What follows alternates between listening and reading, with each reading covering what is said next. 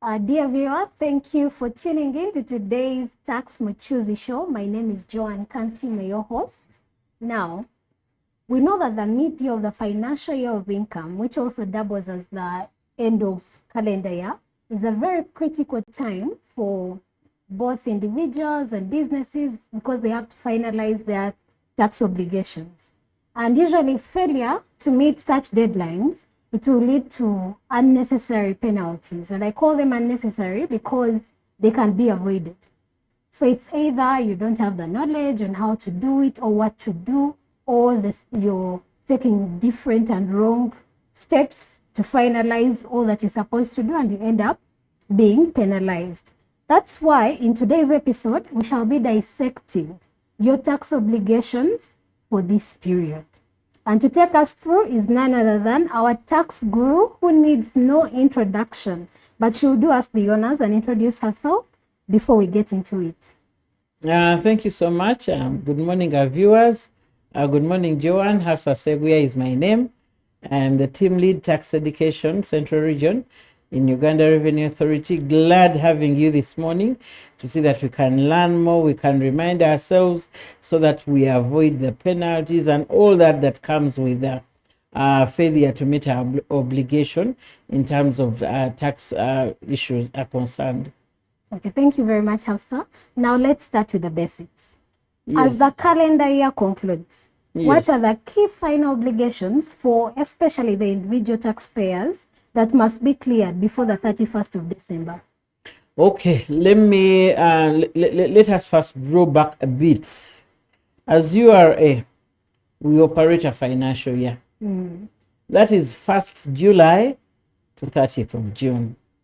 So the 31st December comes mid-year. And when it comes mid-year, whoever I registered for taxes, both individual and non-individual, as I register you for taxes, you have obligations and you equally have rights. But when I talk about obligations, one, you have an obligation to register, which you have done very well, good. Thank you so much. You have an obligation to keep those records, because they are the same records that are going to inform the return I need. Then at the end of the day, I expect you to file a return. If there is anything payable, if there is a resultant tax payable, I request you to do so. So by the time I come to 31st December, I am addressing everybody on my tax register. You, the individual, have you filed that provisional? I expected the provisional by 30th of September. Did you file it? If you did not file it, kindly, just do me a favor and go on our portal with your TIN and file a provisional. For those small businesses, we have the presumptive. File the presumptive, because I receive a presumptive once in a given year, then I'll close the chapter. For those non-individuals, file that provisional, because I expect it by 31st December. So before we go for Christmas, before we close our offices, before we enjoy the fireworks, kindly ensure that, because I said I have to receive it by, that means I entertain it even now. I entertain it now. Kindly file. If there is resultant tax, kindly pay, or see how you can make an arrangement to pay the tax. So at this particular time, I am looking at a provisional return for both individual and non-individual, in the event that your counting date is 30th June. But if your counting date is 31st December, by now, at least by 31st December, you must have given me that provisional, and by June, I expect the final return of income tax. So that is basically how I manage you, because when I'm looking at this person who has their filing date 31st of December, that means by 31st of March, the individual must have given me the provisional. Then by 30th, of June, you must have given me the provisional if you're an individual. Then I wait for my year to end. That means if it ends on 31st of December, by the 1st of January, I'll start looking for or waiting for the final return from you. So it depends on what your accounting date is. But the majority are operating the default accounting year, which runs from 1st July to 30th of June. Okay, that's very informative. So what are some of the common mistakes these taxpayers make when filing the year-end taxes, and how can they avoid them? Especially those whose, now for example, the businesses whose financial year ends in December. Businesses whose financial year ends in December. One, ensure that we do full declaration. Because if your year ends in December, it means you're representing whatever happened from the 1st of January to 31st of December. Kindly let us make a full declaration of our income. And let us ensure that on our expenses, we equally have justifications of the expenses we do have. Because normally that is where we fall short. When we know we have an expense, but we cannot justify it because it doesn't have any document. Kindly put those documents in order, because they will help you in the event that URA comes in, say, to do an audit or to do an advisory or to just check on you. They will help a lot. And thirdly, normally at 31st December, we are in the festive season. We are excited the year has ended. We are excited with the Christmas. We are excited with the fireworks. At times we tend to forget. And when you file for this company, kindly ensure that you equally file for the directors. If it's a company, if you file a provision, equally do the same treatment to each director. You file for each director and pay. But for the directors, the only difference is if you're a director, we are going to compute tax using the individual rates. However, you need to equally file and pay. That is normally some of the mistakes companies do. If this director has been on the pay arrangement, you give the director a salary. Ensure that you have been deducting pay for the 12 months.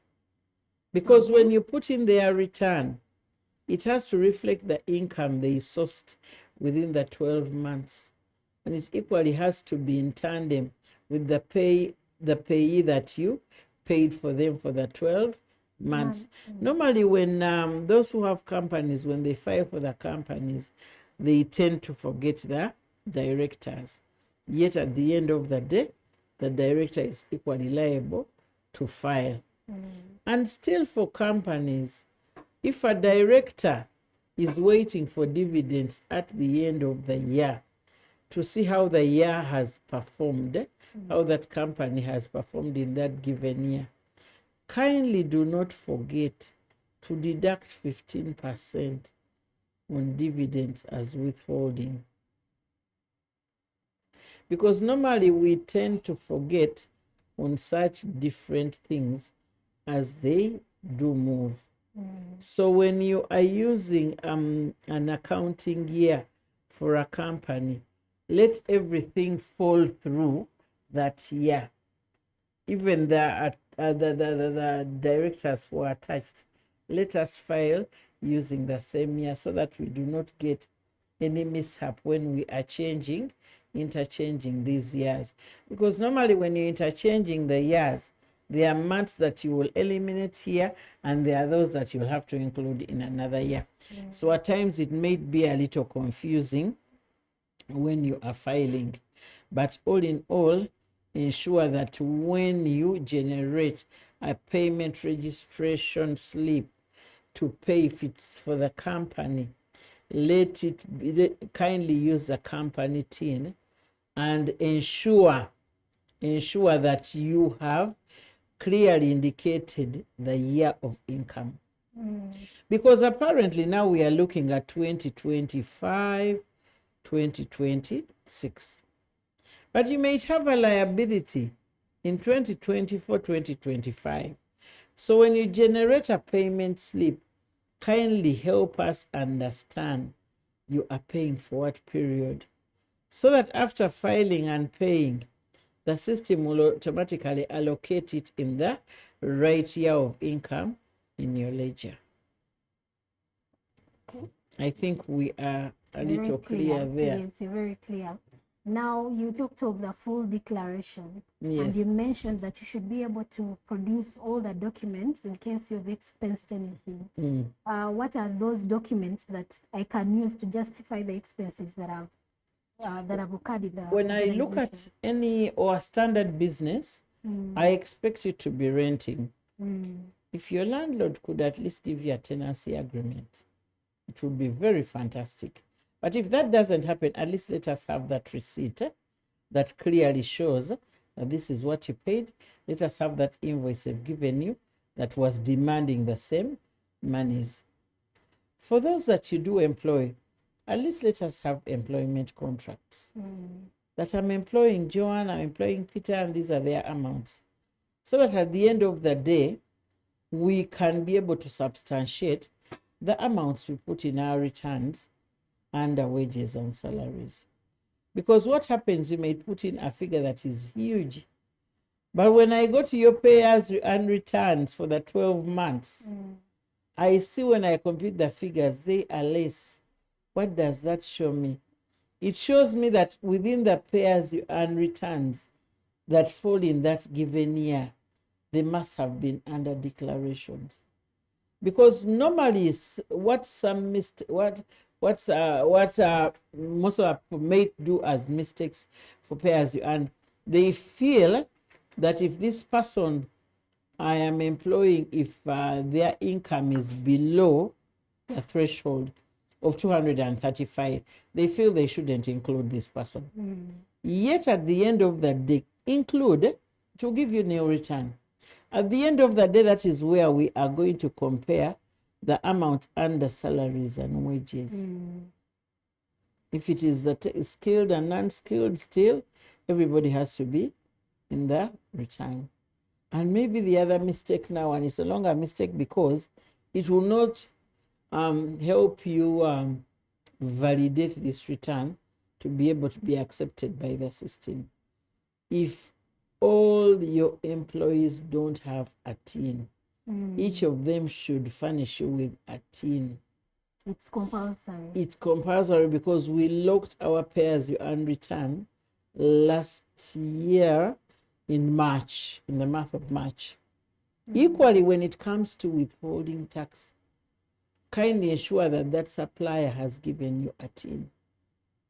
Because when it comes to filing this return, the system will request for a tin. When you didn't apply for it, you'll either be forced to remove that amount or that transaction. And when you remove the transaction, you are failing us in the system to allocate that credit to that particular supplier in their ledger. Because it hasn't come through your return. We are waiting for you to help us and tell us, look here, URA. These are the suppliers I've dealt with. And these are the amounts that are included. So that we see where you picked 6% withholding and whether the computation was actually right. So that we can cause a credit, because that means when you file, you need to pay. So that you can cause a credit.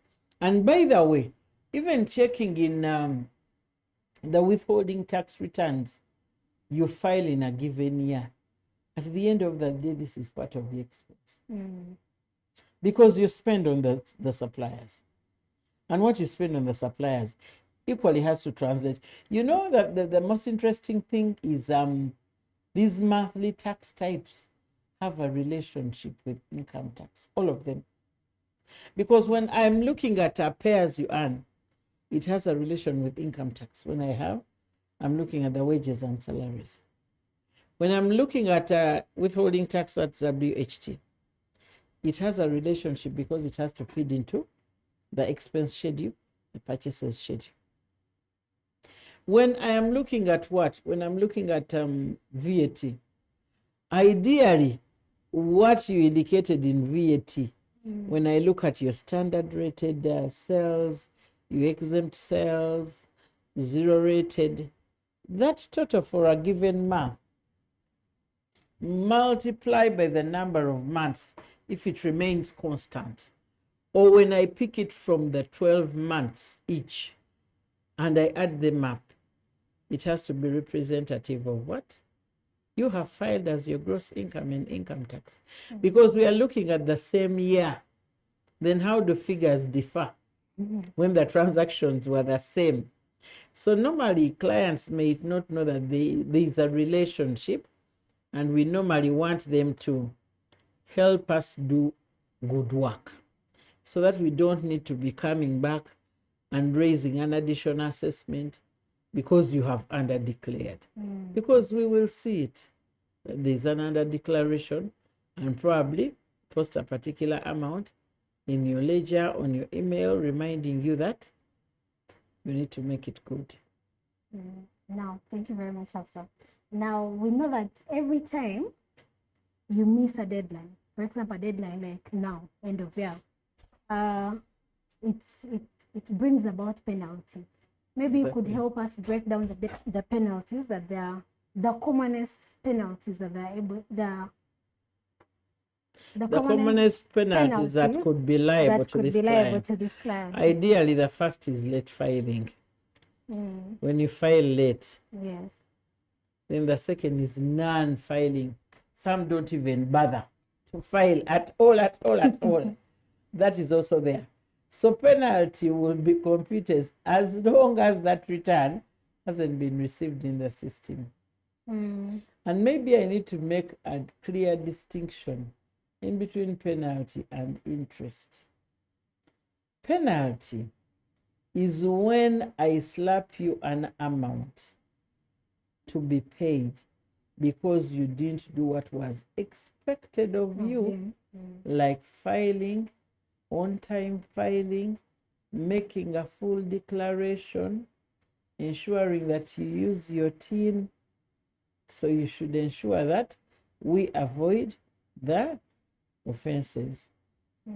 Then interest comes in when actually these monies are outstanding, whether you're the one who filed the amount or whether it could be an estimated assessment, a default assessment. But in the event that it remains outstanding and you haven't paid it up, or you haven't even objected to it to show us that you are in disagreement, it will continue picking interest at 2%. Now, if I have, let me say, unpaid taxes in the previous year, and what options are available for me to clear those liabilities before the year ends? If you have unpaid taxes, yes, that is the waiver. The waiver is encompassing whatever period when you started business up to 30th of June 2024. Kindly use the waiver. It will help you relieve that financial stress. You know, we are going into Christmas. We are very happy. We are blessed to be ending the year. We are blessed to be still serving the nation. So through all that excitement, you may get lost in yourself and you forget your obligations. So that is why we keep on coming and we keep on reminding you via email, via SMS, calling you. Kindly, we do remind you to file, but in the event that you have filed, kindly ignore. We normally put there a disclaimer because we might have sent to you, and the day we sent is the day you filed. So that is equally there. Well, thank you very much, Hafsa. Now, dear viewer, we have a number of videos that talk about the tax waiver within URA TV on this YouTube channel. So make use. You can go ahead, watch them, and understand what the tax waiver is and know that it's not a scam. It's actually true, and take it up. You can also follow us on our social media so that you're able to get updates as they come, and also use digital platforms to seek information. Our WhatsApp, we also have a WhatsApp channel. And you can even pay via digital. You don't need to close that shop. I don't want you to close that shop because we are in Christmas. We are waiting for the clients who are going to buy babies' dresses, babies' shoes, everything good, trousers and everything, all that. Kindly Tova could do Kerio. I want that money. We need the money together. But you can press *285#. Ensure that we have the payment slip with us. Ensure that we have the money on our mobile line.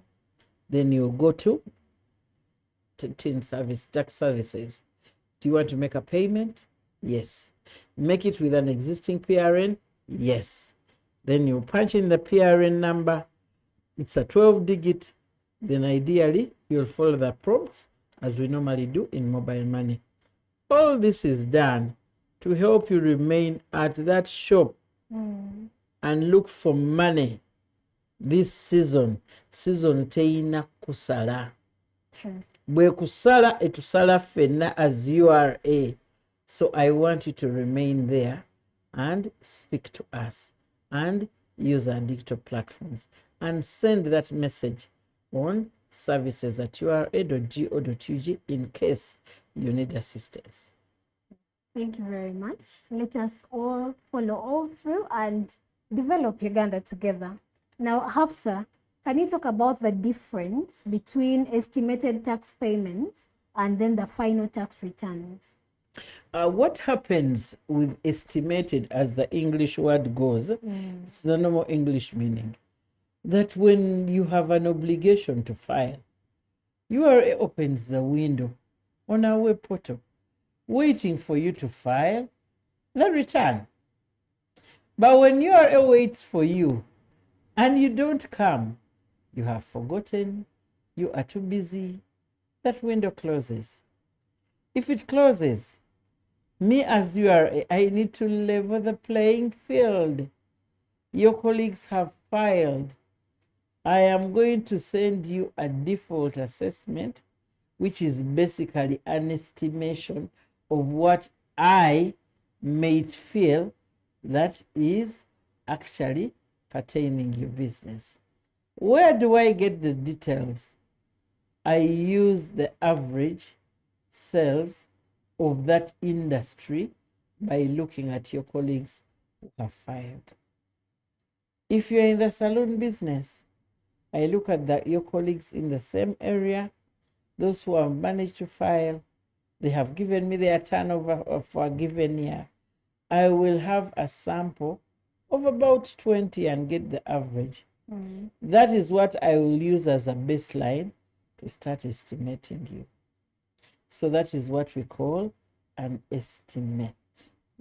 But when you file on your own, that is very good, because URA encourages clients to do self-assessment. We operate a self-assessment regime.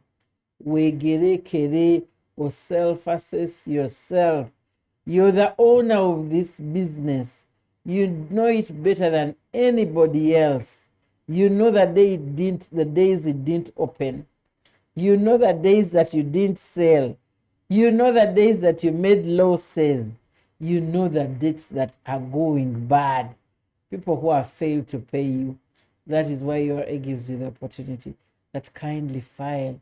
And that is a message I'm sending now. Kindly push in the provisional return. If your accounting date is 30th June, push in the provisional return. If it is 31st December, you must be wrapping up my final return for 2025. And come 1st of January, the window will be open for you to send me this return. Now, speaking of provisional returns, can the taxpayer make edits to the provisional returns as and when the year progresses? Exactly, because the law is flexible. Reason why it's flexible, business is not static, it is dynamic. I might have filed yesterday my provision. By yesterday, the business situation was at that point. But a month after or 2 weeks after, I get business and the story changes. So URA gives you the leeway to amend this return as many times as you want, provided by 30th June midnight, the position I will have as your provisional return is what I will take. So that's how URA operates. Yeah. So there is a taxpayer out there asking, are there any benefits or rewards to being compliant? Ideally, being compliant, you save a lot. You pay the right taxes. At times, you may not even pay because your business hasn't made up to the tune of paying. I don't know whether my listeners are aware that if you are doing business, most especially for the businesses that have just started, the SMEs, if you can't make 10 million in a given year as your gross income, I do not come for income tax. But you still have the obligation to file, because a return is an information document. It informs me, it informs you, it tells me whom you've dealt with. Yes, you may not have made the 10 million, but you expensed on the other side. Whom did you expense on? Once you expense on those suppliers, to them it is their income. So you can use my return to check other clients for conformity of particular transactions. Yeah.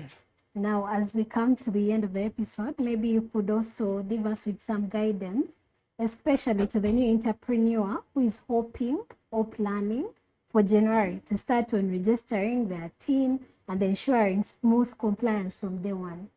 How do you guide them? Thank you, entrepreneur. That is the right direction you're taking. You plan to start in January. Kindly look for a business name. At least have 1, 2, 3 choices, because you might have one which is already consumed by somebody else. Let us start by registering that business name with Uganda Registration Services Bureau. A business name, you pay 90,000 plus bank charge. That is all you pay in your lifetime in using the business name. URSB will give you a certificate of registration.